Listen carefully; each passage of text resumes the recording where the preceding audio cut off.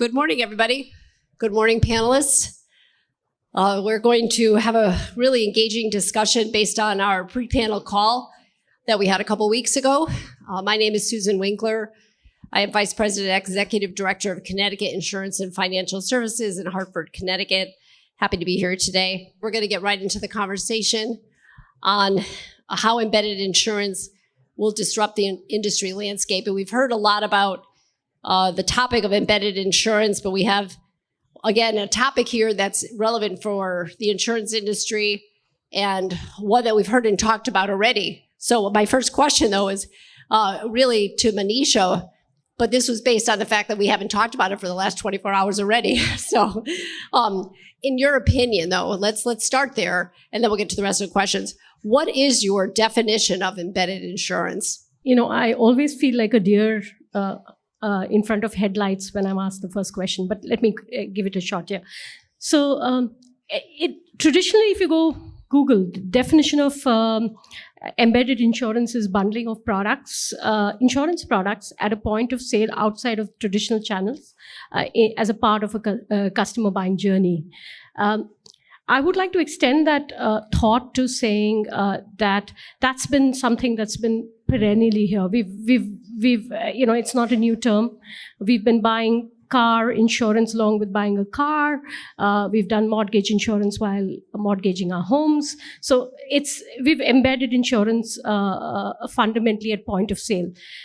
In the way technology is transforming, I think embedded insurance is all about giving customer experience, not just at the point of buying, but across their life cycle, even in servicing. And what's really happening is because technology across sectors has evolved so much, you have now carriers, MGAs, affinity partners have the ability to embed insurance across the value chain, including customer servicing. And I think that's the bigger value and the actual definition of what embedded is bringing to us. And thank you for that. It's a business paradigm. We've talked about this in the discussion earlier, but it has some growth potential in many different ways. Angus, talk about that business paradigm. What's happening right now with embedded insurance? Yes. Look, I mean, what we're seeing is that the world's largest digital platforms are all wanting to embed insurance or generally protection products within their ecosystems because their customers are demanding it. This isn't, some tech-led kind of business paradigm shift. This is actually consumers wanting these products that is driving this behavior, this opportunity. So if we were, there we go. So if we go back to the consumer, they're looking for fit-for-purpose products. And the way to do that is to embed the insurance product, utilize the data within that platform's ecosystem to get the fit-for-purpose product that is exactly right for that customer in that situation. So it's about context, and it's about making sure that the customer is getting what they need. If you think about, millennials, if you go out to Penn Station now, and you ask a consumer how they want to buy car insurance or property insurance or possibly even life insurance in the future, they're going to want to look for the most convenient way to do that. And that's what embedded insurance drives. And so why can't companies do it themselves? Why do we need the insurtechs or should a carrier be doing it itself? I'm going to start that with Dennis. Where's the help here in what is your company doing? Well, I'll maybe start with, we're definitely not doing enough, I guess. But one of the things I think that why, we can't do it ourselves or you can't do it ourselves and why to come together is, simply as Angus pointed out, everybody wants kind of everything. And so as insurers, there's a complexity to manufacturing and servicing their products over the long term that I think many have discovered as they come into the space. There's also tons of knowledge needed to get to the customer and to build the platforms. No one has all the knowledge needed. So I think you need to come together, and I always use the term co-opetition. How do you sort through reaching different markets with the tools and expertise that you need to reach the customers and do the platforms, then how do you have the back office, the long-term views, all the things go along with the regulatory side of our business, which is unduly complex. And I think those are just, how do you pull those two things together? And I think that's important for us to come together and sort through that. No one can know it all, but the customer is not going to demand less. Yeah, Mateus, I'd love your viewpoint on this as well. Yeah, we definitely have a slightly different view on the topic. So from what we're seeing from our customers, and to Angus' point, the tech platforms, the digital channels, their customers are the one that are demanding those products. So it creates a unique opportunity for those platforms to actually create new products, not only distribute existing products, but creating new products that weren't there before. If you think about Uber, Airbnb, they're like millions or billions of dollars of premiums in some categories or use cases that didn't exist before. And what we're seeing is that those platforms, they own the customer, they own the data, they own the distribution channel. So in many cases, they can be the ones manufacturing the insurance products. Not to say that they would not partner with insurers, reinsurers, like partner with claims providers, or really partner with other players in the ecosystem to get these programs together. But the difference here is that the insurance actually becomes a feature within their product, not the other way around. And we think that a lot of you see Tesla, you see many examples of companies that do a lot of this in-house. And we believe that that's going to be a huge trend in embedded insurance going forward. And I'm going to ask every panelist to answer this question, because we talked a lot about, who's driving it. Is the consumer driving this? Is the insurer? Is the insured? And so is the tail wagging the dog? We need to know this. Or is it both? We had some difference of opinions on this and what is right. So I'm going to start with Manisha. Should this be in the foreground, the background? Who's driving it? Should the consumer drive it or not? So, I'm going to let a cat amongst the pigeons, but it's essentially the change agent, whether it's in a carrier or the way the consumer is consuming, or the intermediary. Anybody who's out there looking for new revenue opportunity or profitability, they are driving it. Obviously, the consumer is driving behavior, right? They are starting to consume at the point of consumption, and they're buying differently. But the players who are harnessing that opportunity, who are identifying that opportunity, whether it is that ecosystem partner who's looked at that opportunity to cross-sell, upsell, and make a little more money, or it is a carrier. And we work with a lot of carriers who have, who have already identified that opportunity. For example, we're working with a large carrier in Asia who's working with rideshare companies, e-wallet companies, and are placing, for example, placing a NAC product and based on the loyalty points gained in the rideshare or that e-wallet company, are placing cross-selling of products like critical illness, accident, and so on and so forth.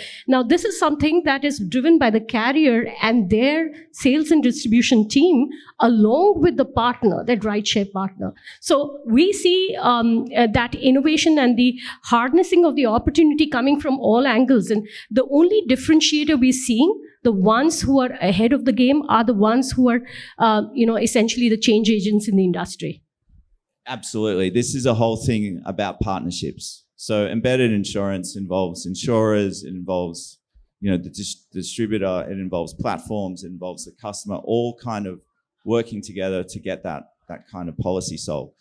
But what it actually all starts from, in my humble opinion, is the integration. So what's that experience that the consumer is seeing?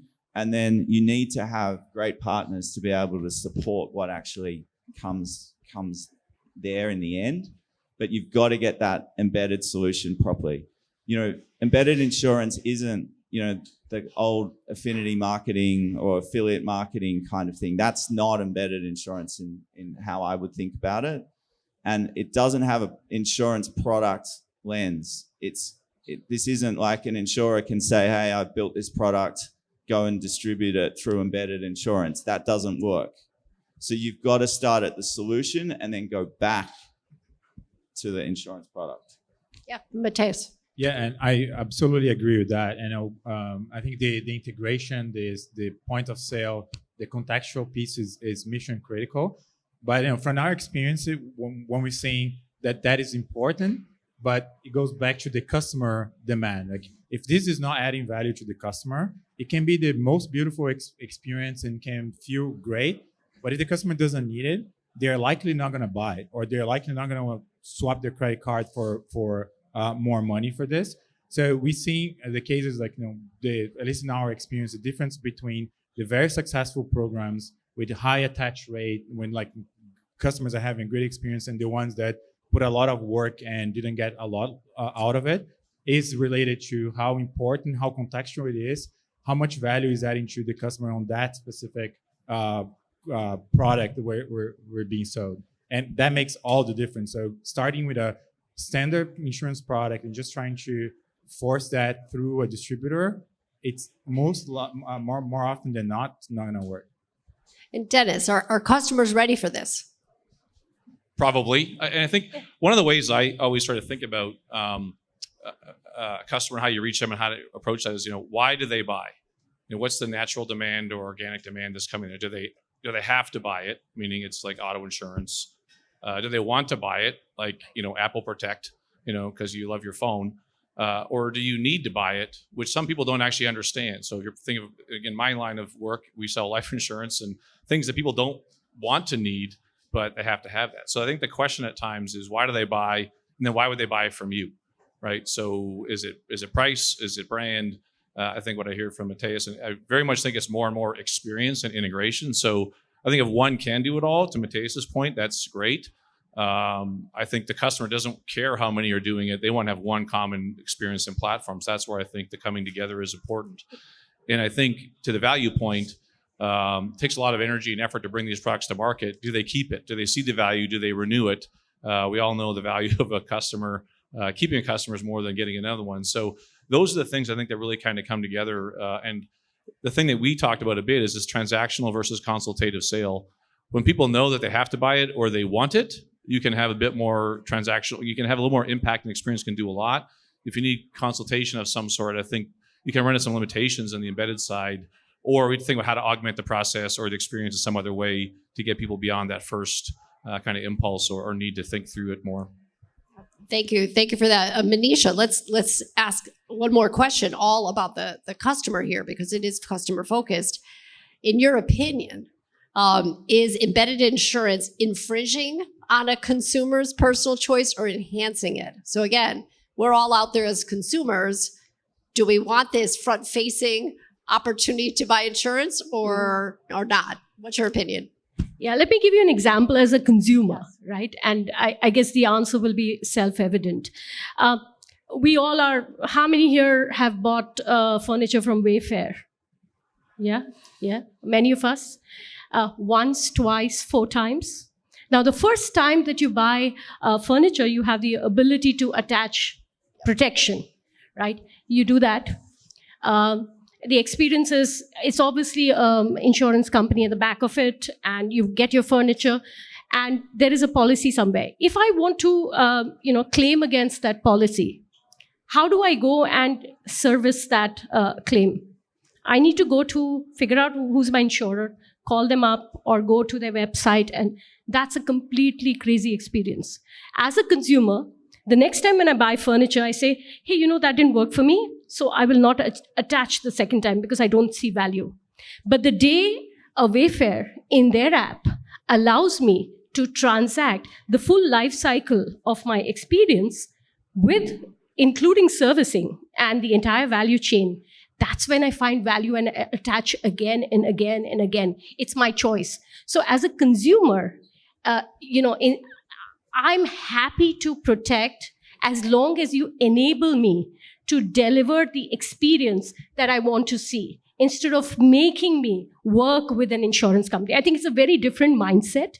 And so I know this is a self-evident. I do believe consumers have that choice. Yeah, and you're enabling me when you're embedding insurance. Anybody else have a comment on that? Because it's a personal choice, really. But we're all businesses, so we kind of need to hear it.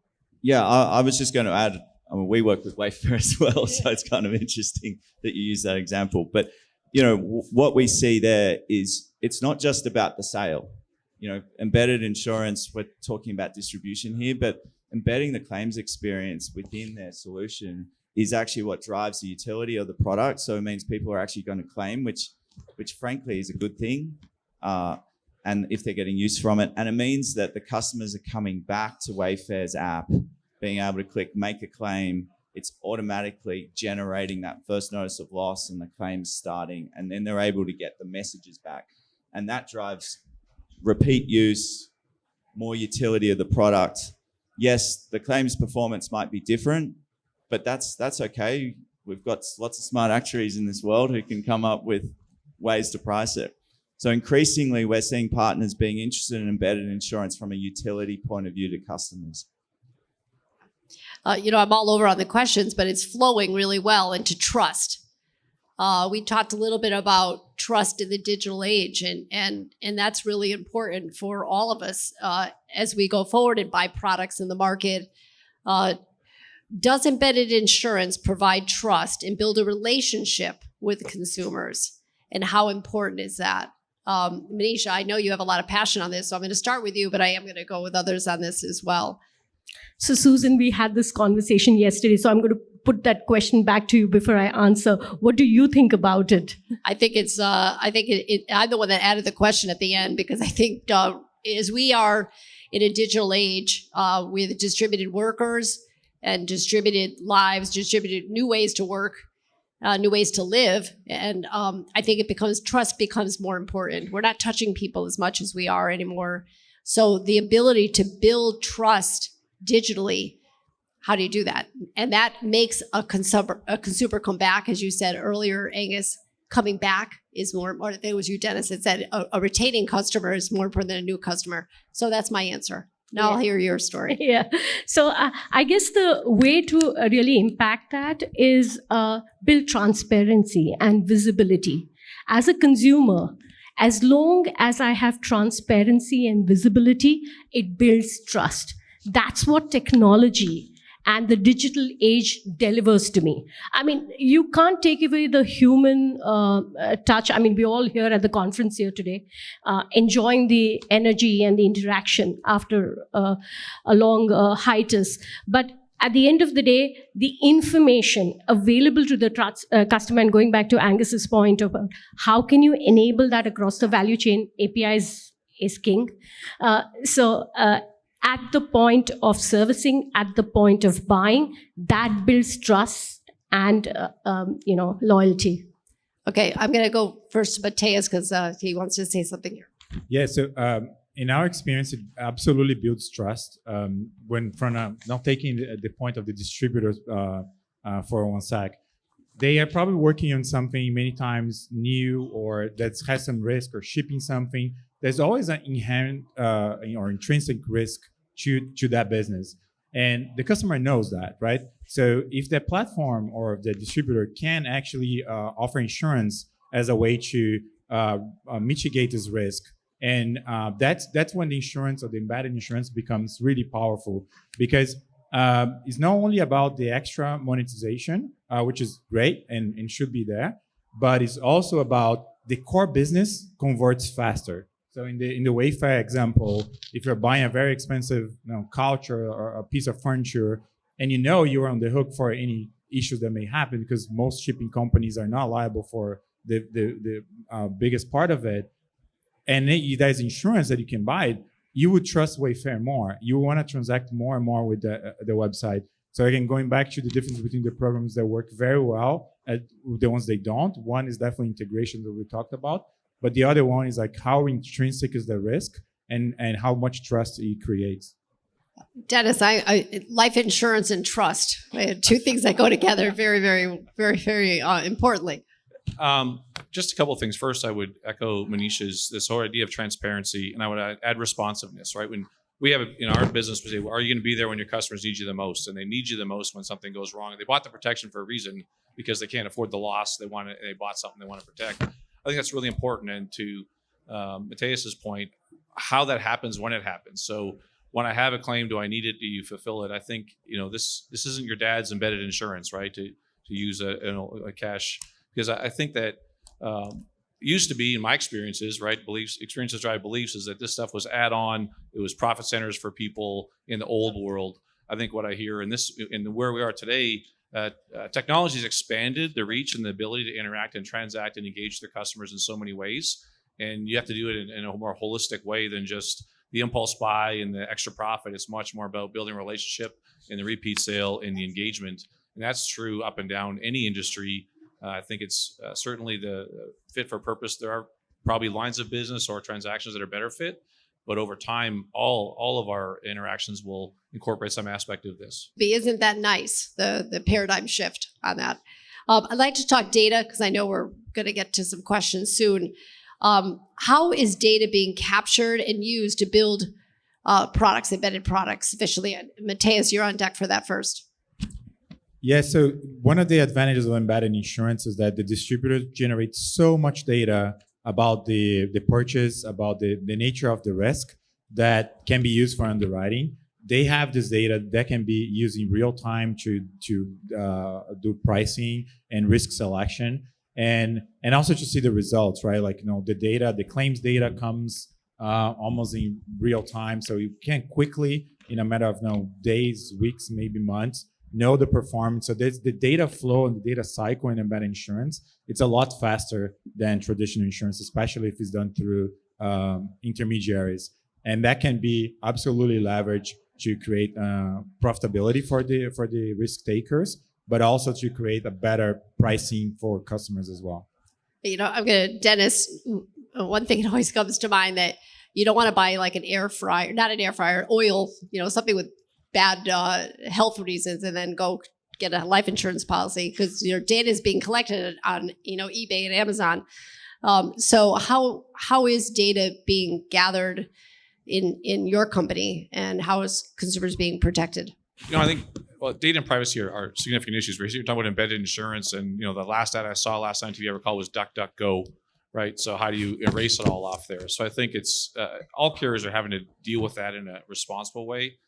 Especially as it pertains to the customer. We're regulated in how you can do it, but ultimately they'll decide whether they like it or not. So we're using it, number one, not as much as we should. That's a legacy platform issue, but more fundamentally, in our business, there's other health regulations, other things to deal with. So you use it where you can, and how you try to inform it and reach customers. For risk assessment right now, that's probably an area we are a little more careful of because of the nature of the business that we're in. But it is coming more and more, and I think the convenience aspect and the pull for the convenience is getting stronger in our business, just like it is everywhere else. And so we have to solve the equation. Well, I'm glad you mentioned legacy because we have a question. The questions are coming in, and the first one is about legacy, and it's directed to you, Dennis. How is One America getting around the legacy carrier reputation to work with insurtechs to build embedded insurance products? Yeah, I think as we had our initial, I might be like the odd duck on this panel in the sense that, embedded insurance is not core to our strategy. I think, as I said before, one of the reasons I come to these and think about these things is to understand how to integrate capabilities that are being built, ways of reaching customers, ways of engaging with customers, and then how do you integrate those into your business model and evolve your business model? So, for what we sell traditional life insurance and annuities, I don't see high embedded insurance opportunities in the near term. But I do see the technology and solutions that we can use to engage customers, interact with customers, and put products in their hands, even if it's not, because it's more consultative as our business. So how do you expand that? But reaching customers, engaging with them, seeing if they want to know more. Lead generation in our business is what you would say. So I can't maybe get a transaction, but if I can get a customer interested and aware and open and see the need, then we have a conversation. Back to consultative versus transactional. Next question. Again, I'm looking for someone to raise their hand on this. How do you manage the licensing requirements for clients who have an embedded solution? I can comment around how we do it. So, we're structured as an MGA model generally, and so we're licensed in all 50 states. When we work with distributors, we either help them become licensed themselves, and depending on verticals, there's all sorts of different license structures, but I think you need to be choosing a partner who has that kind of really strong legal and compliance background, understands the regulatory frameworks, can help you build that in-house and that capability, so that you're just 100% safe. No one wants a regulator tapping them on a shoulder. It's a qualified question, and I'll just do a shout out to Hartford, Connecticut, because we have a chief regulator there who has an open door for insurtechs, and we've worked with an embedded insurer startup, and they are working with the regulator right now on all kinds of consumer protections and things like that to get that product license in Connecticut and the U.S. So shout out to working with regulators. Find someone you can partner with, and then there are regulators out there in the country, such as Connecticut, that would help you out. Next question. What will happen to the customer relationship and the insurer when a company like Wayfair owns the whole transaction? How do they protect their brand? Interesting. Oh, I know you're going to take that. Go ahead, Manisha. Yeah. So, one has to think of it differently. Wayfair is the customer representing the end customer. They can give you a lot of contextual data. They can give you a lot of personification to help develop products. What's more interesting is the loyalty is how you service Wayfair in a frictionless manner to deliver value to their customer. And that's where that seamless, not just point of sale. If you're a carrier who's going and placing products with the pure sales, you probably will erode trust with your with your distributor, which is Wayfair in this case. But how you service them and support them for their customers to continuously go back and differentiate themselves versus their competition, I think that's where you get the stickiness and add value and build your brand. So one should be clear, what are you addressing in that value chain, and make your distributor win, you will win in the bargain. I want to say thank you, panelists, for a really great, engaging discussion. I hope everybody learned something today on the embedded insurance. Thank you.